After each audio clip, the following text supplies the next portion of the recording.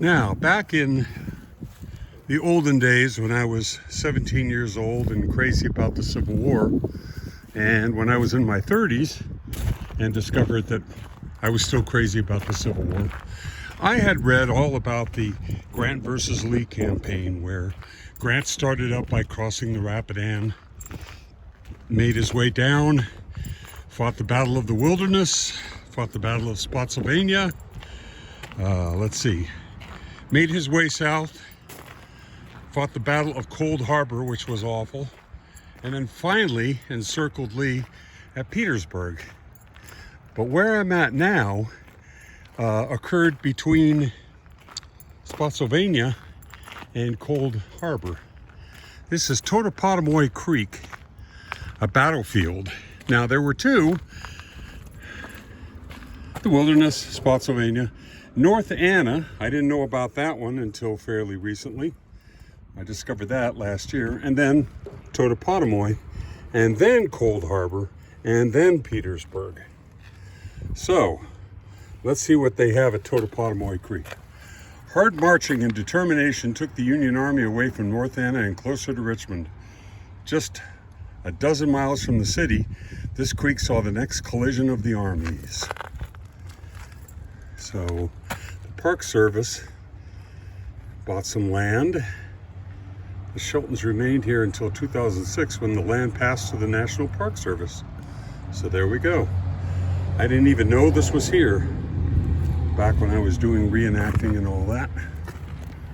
There's a trail. Damaged but not destroyed. While the 1864 battle raged around their home, members of the Shelton family sought safety within its thick basement walls. Shells from Confederate cannons struck the house and farm many times, terrifying the family inside and causing significant damage. Walter Shelton, then 14, later recalled, when a shell would strike the chimney, the dust and soot in the basement would be so great that we could hardly breathe. Shells exploded upstairs, setting fires that were extinguished by Union soldiers. Damage is still visible in the attic and in the jagged mark in the rear wall. But the house, which has stood since approximately 1725, survived. Shelton descendants continued to live here another 140 years. With the exterior restored to its 1864 appearance, the battle-scarred Shelton House is a reminder both of the wartime experience of all those who lived at rural plains and the larger struggle that brought freedom to its enslaved population. Wow, 1725. That's impressive. Well, this is, I guess, what the Park Service would call a developing battlefield. There weren't a lot of plaques here. I've walked about, half mile from the Shelton House. Attacking the high ground. I guess that's the Totopotomoy Creek down there. Totopotomoy Creek, and I like saying that word, separated the armies here between May 29th and 31st, 1864. Twice, the men of the Union 2nd Corps, Barlow's division, charged down this slope. They hoped to cross the deep morass and seize the opposite heights. Darkness halted the first assault. There's the opposite heights over there. On May 30th, after partial success, the next day, heavier Confederate fire from the rifle pits greeted the attackers. The men fell like sheep and the attack stalled. To the right and left of here, though, other Federal commands were able to establish permanent toe holes on the Confederate side of the creek. These troops shifted southward toward Cold Harbor on June 1st.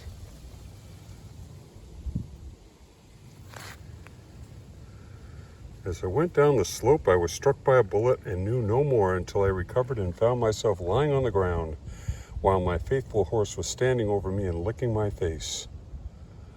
I thought I was dying, and never did the blue sky and green woods and fields look half so beautiful as then. So this is the Federal 2nd Corps country up here. Crossing this bridge takes us over to the Confederate side. You are exiting Richmond National Battlefield Park. The trail continues across the footbridge, over the creek, and onto property that is maintained by a private historic foundation. It is uninterpreted, but passes through Confederate entrenchments and positions that were important during the battle in 1864. The trail ends on the high ridge.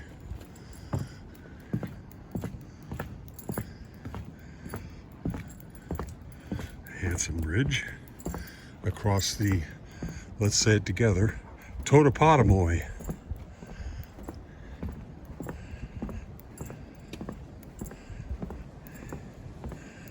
Army of the Potomac, 2nd Corps country. It's really swampy around here. But, okay, so the Union troops were coming from that direction. The Confederates held the heights on the end of this splendid footbridge, which of course wasn't here in 1864. But here are the Confederate positions. Right up there, the high grounds. And then I think I'm going to make my way back to the Shelton House. Okay, I'm at position 4, and I'm guessing these are entrenchments. They've eroded away, but they look like they could be entrenchments to me.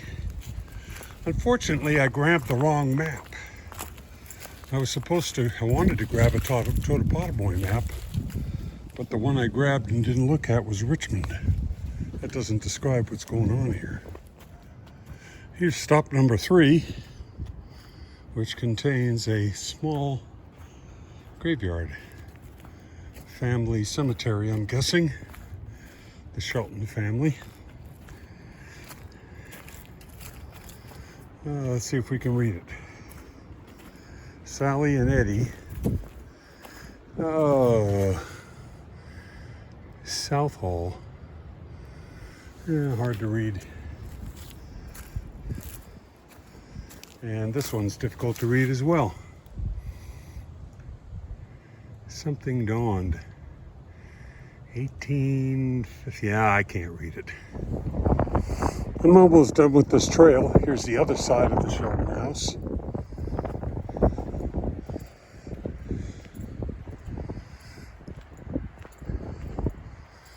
Let's see, what's this brick pattern called again? I think it's Flemish. Yeah, this is called Flemish. This particular brick pattern. Oh, I hear woodpecker. You can freeze frame and read the captions here. There is a Patrick Henry connection with this place.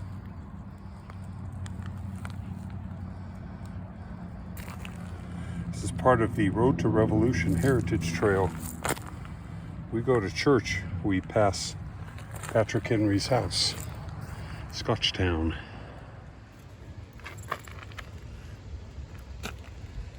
You could freeze frame and read these. The Wilderness, Spotsylvania, North Anna River, Totopotomoy Creek, Cold Harbor, and then Petersburg and Richmond.